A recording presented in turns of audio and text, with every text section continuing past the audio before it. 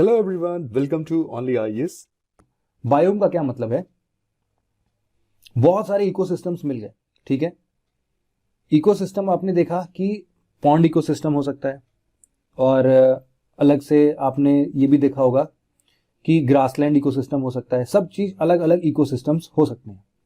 Biome क्या होता है कि जो भी आपका लैंड सरफेस है, इस लैंड सरफेस पर अगर हम लोग इसके बड़े टर्म को थोड़ा सा ब्रेक कर दे, मतलब कि ये बायोस्फीयर एक बड़ा सा एक है, जिसको मैंने बताया कि आप दूर दूर तक निगाहें दौड़ा लो, आपको जो दिखता है वो आपके बायोस्फीयर में आता है। ठीक है, तो उस बायोस्फीयर को पढ़ने के लिए अगर हम उस सभी बायोस्फीयर को एक साथ पढ़ेंगे तो बहुत कॉम्प्लेक्स हो जाएगा, हम पढ़ ही नहीं पाएंगे। इसीलिए हम लोगों ने क्या किया है कि उस पूरे बायोस्फीयर को हमने छोटे छोटे टुकड़ों में बांट रखा है, और उनको हम लोग क्या नाम देते हैं? बायोम का नाम देते हैं। अब अगर हम स्पेसिफिकली बायोम के अंदर ना टेरेस्ट्रियल पार्ट बायोस्फीयर के पढ़ते हैं, मतलब टेरेस्ट्रियल पार्ट मतलब जो भी लैंड सरफेस होता है उसको हम लोग पढ़ने की बात करते हैं। और जब भी हम बायोस्फीयर के टेरेस्ट्रियल पार्ट की बात करते हैं, जो कि अपने आप में बहुत कॉम्प्लेक्स है भाई, अगर आप लैंड सरफेस को देखो तो कहीं पर माउंटेन्स हैं, कहीं पर रिवर्स बह रही हैं, कोई प्लेन एरिया है, कोई बहुत ठंडा है, कोई बहुत गर्म है, कहीं पर बहुत ज्यादा बारिश हो रही है, कहीं पर बहुत कम बारिश हो रही है। तो इन सब की वजह से क्या होता है कि वेरिएशंस आते हैं। बेसिकली दो बात कर सकते हैं, एक तो हम बात करते हैं टेम्परेचर की, दूसरी हम बात करते हैं प्रेसिपिटेशन की, या फिर ह्यूमिडिटी की बात कर सकते हो, कुछ भी बोल सकते हो। तो इन दोनों के बेसिस पर हम लोग बहुत सारे बायोम्स को पढ़ते हैं, जैसे कि tropical rain forest, hot grassland जिसको हम लोग सवाना बोलते हैं, फिर desert areas, Mediterranean type of climate, temperate grassland, temperate forest, mountain, taiga, tundra, polar. मतलब जैसे जैसे हम वार्म से कोल्ड की तरफ जाते जाएंगे। अब वार्म से कोल्ड की तरफ जाने के दो उपाय हैं, या तो हम लैटिट्यूड पकड़ लें और लैटिट्यूड में हम लोग इक्वेटर से पोल की तरफ चले जाए, या फिर हम लोग एल्टीट्यूड पकड़ लें और हम लोग ग्राउंड लेवल से हम लोग हाइट पर बढ़ते चले जाएं, ऊपर हिमालय की तरफ पहुंच जाएं, बिल्कुल ऊपर चोटी पे पहुंच जाएं। तो इस बेसिस पर हम लोग ये वार्म और कोल्ड और प्रेसिपिटेशन की बेसिस पर हम लोग देख सकते हैं कि अगर हम लोग इस डायरेक्शन में मूव करेंगे तो बारिश की संख्या ज्यादा हो जाएगी। मतलब कि मेडिटेरेनियन टाइप ऑफ क्लाइमेट से ज्यादा बारिश टेम्परेट फॉरेस्ट में होता है, डिजर्ट से ज्यादा बारिश ट्रॉपिकल रेन फॉरेस्ट में होता है। सबसे ज्यादा गर्म और बारिश वाला जो रीजन है वो ट्रॉपिकल रेन फॉरेस्ट है। सबसे पहले देखो हम लोग बात करते हैं यहाँ पर, जैसे ऊपर ऊपर बढ़ते जाते हैं तो माउंटेनस टाइप ऑफ क्लाइमेट, फिर टैगा और ठंडा, टुंड्रा, और ऊपर आर्कटिक जगह पर चले गए, और जब एकदम पोलर रीजन पर पहुंच गया तो ये पोलर वाला तुम्हें पता है कि पोल्स के पास में ये पोलर रीजन के चीजें मिलेंगी। हम स्टार्ट करते हैं टुंड्रा से। टुंड्रा देखो क्या है कि जब एकदम एक्सट्रीम नदर्न मोस्ट रीजन में आप चले गए, ठीक है, एकदम पोल के पास चले गए, नॉर्थ पोल के पास चले गए, वो आइस से बिल्कुल घिरा हुआ है। वहां के जो भी फ्लोरा और फौना, मतलब कि जो भी पेड़ पौधे और जानवर, मतलब जो फ्लोरा होता है वो पेड़ पौधों से कनेक्टेड है, और जो फौना है वो जानवरों से कनेक्टेड है। ठीक है, तो ये जो फ्लोरा और फौना वहां पर चीजें हैं वो कैसी होंगी? आप देखोगे वहां पर उतनी ठंडी जगहों पर कोई भी घास वगैरह चीजें नहीं मिलती हैं, पेड़ पौधे भी ज्यादा नहीं मिलते हैं। इसमें जो भी चीजें होंगी, फ्लोरा जो भी होगा ना, वो आप ऐसे देखोगे जैसे लाइकेन है, मॉसेस, सेजेस, एकदम अलग तरीके के मिलते हैं, जो कि आपको पेड़ पौधे के फॉर्म में नहीं, छोटे छोटे डॉट्स के फॉर्म में इस तरीके से फैले हुए देखने को मिलेंगे। इसके अलावा जो जानवर हैं वो आपको एकदम ठंडी जगह पर क्या क्या देखने को मिलते हैं? पोलर बियर देखने को मिलेगा, या फिर पोलर वुल्फ देखने को मिलेगा, जिसको हम लोग साइबेरियन वुल्फ बोलते हैं। फिर रेंडीर कौन होते हैं? जो कि अभी क्रिसमस डे बीता हुआ ना 25 दिसंबर को, तो आप देखो कि जो सेंटा क्लॉज होते हैं ना, वो एक हिरन जैसे वो होते हैं, जानवर होते हैं, जिनके ऊपर वो राइड करते हैं अपना, मतलब सीट लगा के, आप देखते होगे बग्गी से फंसा के 3-4 लोग जो होते हैं वो उसको खींचते रहते हैं। तो ये जो जानवर होते हैं ना, ये होते हैं रेंडीर। तो ये जो रेंडीर हैं, ये बेसिकली कहाँ मिलते हैं? हम लोग को टुंड्रा रीजन में देखने को मिलते हैं। यहाँ पर आप देखोगे नॉर्मली जैसे सांप हो गए, छिपकली, या फिर इस तरीके के जो भी रेप्टाइल्स होते हैं, या फिर कुछ एम्फीबियंस जैसे टोर्टोइज है, ये सारे लोग नहीं देखने को मिलते हैं टुंड्रा रीजन में। टैगा उससे थोड़ा नीचे आ गए हम लोग, थोड़ा नीचे आए तो आर्कटिक पोल वगैरह से हट के हम लोग आ गए, मान लो कनाडा वाले रीजन में, या फिर यूके वाले रीजन में, या फिर हम लोग स्कैंडिनेवियन कंट्रीज में, नॉर्वे, स्वीडन, फिनलैंड, इन सब की अगर बात करते हैं तो ये आते हैं टैगा वाले क्लाइमेटिक कंडीशंस में। टैगा को हम लोग बोरियल फॉरेस्ट भी बोलते हैं, ठीक है, इस पूरे रीजन को। फिर इसके बाद ऐसा क्यों बोलते हैं? क्योंकि यहाँ पर एक्चुअल में क्या होता है कि टुंड्रा रीजन में ना टेम्परेचर बहुत कम होता है, और इसी तरीके से यहाँ पर पेड़ पौधों का बनना ना के बराबर हो जाता है। चूंकि टैगा में उतना सीवियर टेम्परेचर कंडीशंस नहीं होता है, थोड़ा सा मॉडरेट कंडीशन होता है, इसलिए हम इसको बोरियल फॉरेस्ट के नाम से बताते हैं। यहाँ का फ्लोरा और फौना जो होगा, यहाँ पर फॉरेस्ट एरियाज मिलना स्टार्ट हो जाता है। यहाँ पर आपने बहुत बार देखा होगा, अच्छा, कि मूवीज वगैरह में देखा होगा कि अचानक से जब ठंडी जगहों पर चलते हैं जहां पर केवल और केवल ग्लेशियर, जैसे कि मान लो आर्कटिक ओशन पर आप चले गए। अभी 2-3 दिन पहले मैं एक वीडियो देख रहा था, उसमें कोई मूवी का एक फाइट सीन था, फाइट होती रहती है, तो वो लोग आर्कटिक ओशन पे रहते हैं, बर्फ जमी होती है, पूरी ओशन सरफेस जम गई होती है, वहां से वो लोग कार निकालते हैं अपनी फाइट करते हुए। काफी हाइपोथेटिकल था, लेकिन आप सोच सकते हो उसको कि वो लोग दौड़ते दौड़ते उसमें, मतलब कार से चलते चलते कहाँ पहुंच जाते हैं, एक ऐसी जगह पर पहुंच जाते हैं जहां पर जंगल दिखने लगते हैं। ठीक, मतलब कि वहां पर रहने के लिए घर, जंगल, ये सब दिखने लगते हैं, तो उसको बोरियल फॉरेस्ट बोलते हैं। ठीक है, मतलब जो एकदम इंट्रेंस पर आर्कटिक ओशन को हटाने के बाद जो सबसे पहला फॉरेस्ट एरिया दिखने लगता है उसको बोलते हैं टैगा रीजन। ठीक है, तो वो होता है बोरियल फॉरेस्ट। यहाँ के फ्लोरा फौना में आप क्या बोलोगे, हमेशा कॉनिफोरस काइंड ऑफ फॉरेस्ट मिलेगा, मतलब कॉनिकल शेप के रहते हैं, जैसे क्रिसमस ट्री वगैरह होता है, इसमें आपने देखा होगा। ऐसा क्यों होता है, क्योंकि आप ये जो स्लोप्स यहाँ पर देख रहे हो ना, इसकी वजह से क्या होता है कि जो भी स्नो वगैरह यहाँ पर मान लो इकट्ठा होते हैं तो वो नीचे गिर जाते हैं, इसके ऊपर टिकते नहीं है। अगर मान लो इनकी कैनोपी अपने यहाँ के पेड़ जैसी हो, कि ऐसे कुछ फैली सी हो और फिर यहाँ पर पेड़ बने हो, तो इसके ऊपर सोचो कितना स्नो टिक जाएगा, पेड़ ही गिर जाएगा इतने बोझ से। तो इसीलिए कोनिकल शेप के होते हैं। ठीक, साथ ही साथ यहाँ पर जो भी पक्षी, पेड़ पौधे, ये सब मिलते हैं, जानवर मिलते हैं, उनमें से कौन कौन है, आप इस सीड ईटिंग बर्ड्स को देख सकते हो। हॉक जो है, हॉक जैसे ईगल लाइक हॉक होता है, बर्ड होता है उसका। इसके अलावा साइबेरियन टाइगर, वुल्फ, पूमा जो ब्रांडवे पूमा वाला जो रहता है, वो सारी चीजें आप लोग टैगा रीजन में देख सकते हो। इसके बाद आता है टेम्परेट डेसिडियस फॉरेस्ट।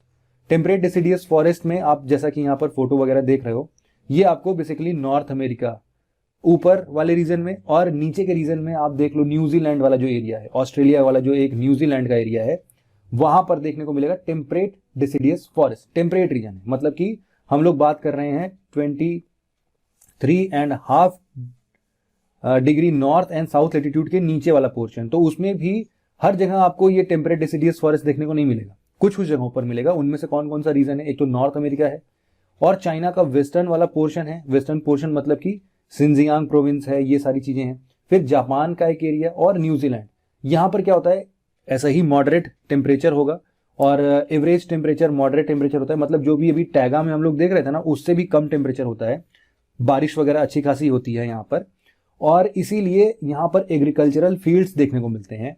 और यहाँ पे जो है ना, एकदम स्पेसिफिक यहाँ का पहचान ऐसे कर सकते हो कि आपको यहाँ पर मैपल लीव्स देखने को मिलते हैं। वो जो मोहब्बतें मूवी में आपने देखी थी, जो हमेशा हर बात पे वो जो मैपल लीव्स गिरते रहते हैं, यूके में बहुत कॉमन है ये सब चीजें।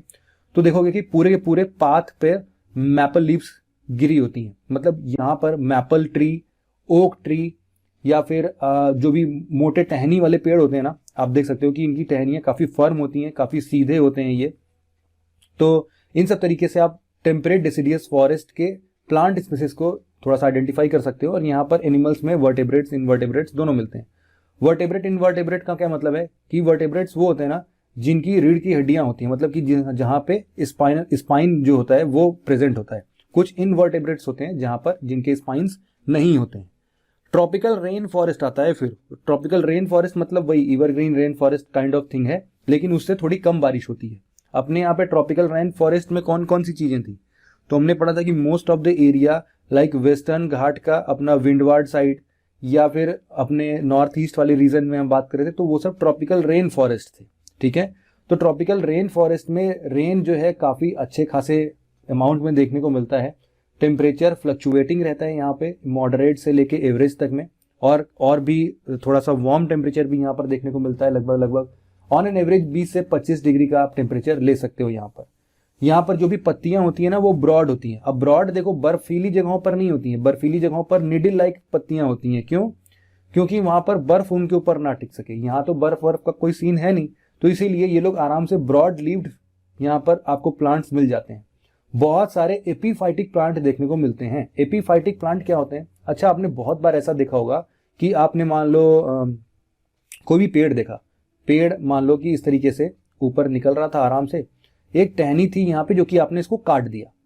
काटने के बाद देखोगे कि यहाँ से कुछ घास वास निकलने लगा। ठीक, या फिर कुछ और पेड़ पौधा इधर से निकलने लगा, या फिर आप देखते होगे कि कोई एक जमीन से पौधा निकला और इसके ऊपर राउंड राउंड करते हुए ऐसे चढ़ गया।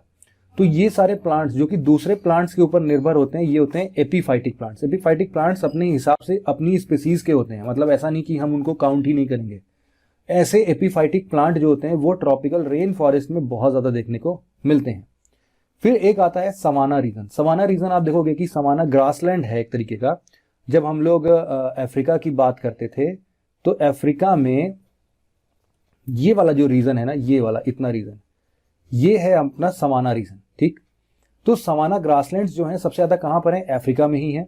साथ ही साथ ये काफी स्कैटर्ड बड़े ग्रासेस होते हैं, और यहाँ पर आप देख सकते हो कि जो भी फौना है काफी हद तक, और इसीलिए बड़े घासों के रहते हैं यहाँ पर। ग्रेजिंग जो होती है, जो लोग जानवर यहाँ पर चलते हैं, चरते हैं, जैसे कि buffaloes, zebra, antelopes, elephant, rhinoceros, ऐसे जानवर भी देखने को मिलते हैं, ठीक है।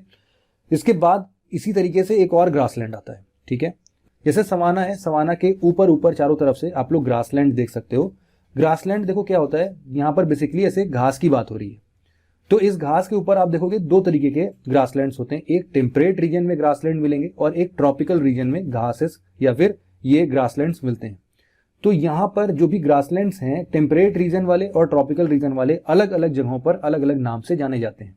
जैसे कि अगर हम लोग साउथ अमेरिका की बात करें तो वहां पर लानोस है। ये जो लाइट कलर के आपको दिख रहे होंगे ना, ये सारे सवाना वाले रीजन है। यहाँ पर लानोस वगैरह आते हैं, जैसे कि ये सारे रीजन है, लानोस हैं, कैंपोस हैं ब्राजील वाले रीजन में, अफ्रीका के सूडान रीजन में आप देख सकते हो।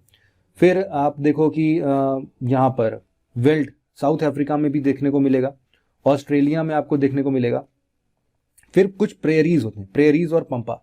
प्रेरीज जो होते हैं वो नॉर्थ अमेरिका में सबसे स्पेसिफिक देखने को मिलते हैं, कनाडा वाले रीजन में और नॉर्थ अमेरिका। ये जो यहाँ पर हमने ये 5 वाटर सिस्टम पढ़ा था ना, कि ये जो लेक सुपीरियर, ओंटेरियो, एरी, ये सारी चीजें थी, इसके जस्ट नीचे यहाँ वाले रीजन में आपको ये देखने को मिलते हैं प्रेरीज, ठीक।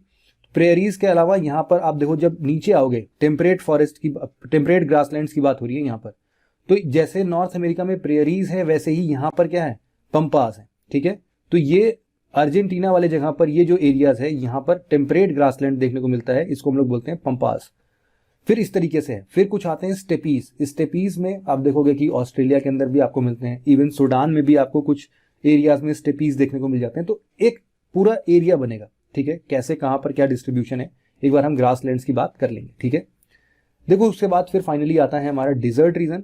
और डिजर्ट रीजन में हम लोग क्या देखते हैं, यही है कि नॉर्मली यहाँ पर जो टेम्परेचर कंडीशंस है काफी ज्यादा होती है, ह्यूमिडिटी बहुत कम होती है, बारिशें एकदम नहीं रहती। और जो डिजर्ट होते हैं, यहाँ पर जो सैंड होते हैं, इन सैंड का एक खासियत ये है कि रात में ये काफी तेजी से ठंडी हो जाती हैं। तो यहाँ पर जो टेम्परेचर वेरिएशन है डिजर्ट एरियाज में, वो काफी देखने को मिलती है। दिन बहुत गर्म होते हैं और रात ठंडी होती है। इसके अलावा यहाँ के जो पेड़ पौधे होते हैं, अब पानी तो मिलता नहीं है, इसीलिए लीफ अगर ये लोग बना लें, ब्रॉड लीव्स बना लें, तो कितना ज्यादा, तो ये ट्रांसपिरेशन करके अपने वाटर को उड़ा देंगी हवा में।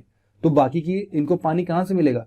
इसीलिए आप देखते हो कि जैसे कैक्टस है, यहाँ पर ये कैक्टस नहीं है। देखो ये जो है ना, ये यूफोर्बियस करके एक प्लांट है, और यूफोर्बियस एक्चुअल में एक आप बोल सकते हो कि स्पेसी है। इसके अंदर आपको कैक्टस भी देखने को मिल जाएंगे, ये जो सेज ब्रश देखने को मिल रहा है ये भी देखने को मिल जाएगा। तो ये सारी चीजें जो भी है ना, ऐसे जिनके स्टेम्स जो हैं वो बहुत मोटे होते हैं, यही वाटर को एब्जॉर्ब करके रखते हैं अपने अंदर, ठीक है।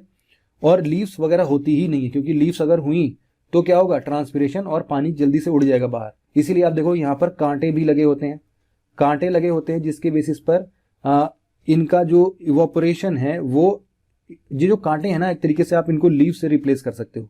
इनके ऊपर वैक्सी स्ट्रक्चर देख सकते हो आप, वैक्स जैसा स्ट्रक्चर, क्योंकि थोड़े वैक्सी नेचर के होते हैं। जैसे कि आप एलोवेरा देखते हो, तो एलोवेरा भी आप समझो कि एक तरीके से डिजर्ट एरियाज वाले ही प्लांट है, बहुत ज्यादा डिजर्ट नहीं, लेकिन फिर भी एक थोड़ा सा एक बीच का आप ले सकते हो।